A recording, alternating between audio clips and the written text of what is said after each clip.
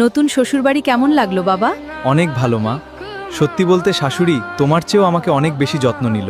তুমি তো মুরগি রাঁধলে 2 টুকরোর বেশি দিতে চাও না, আর শাশুড়ি দেয় আস্ত মুরগি। খেতে বসলে পাশে বসে বাতাস করেন। ও, 2 দিন বিয়ে করেই মায়ের থেকে শাশুড়ি ভালো হয়ে গেল।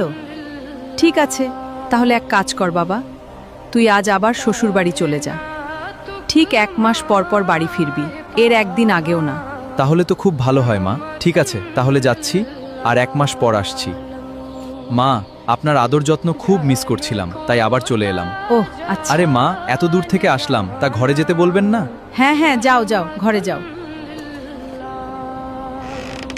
3 দিন ধরে কলিজা ভরে খাওয়ালাম, আবার চলে আসলো। কেমন বেয়াক্কেল জামাই, সকালে গেল বিকেলেই আবার হাজির। এত খরচ আর করতে পারবো না। চুপ করো, 2-4 দিন যাক, এমনিতেই পালাবে।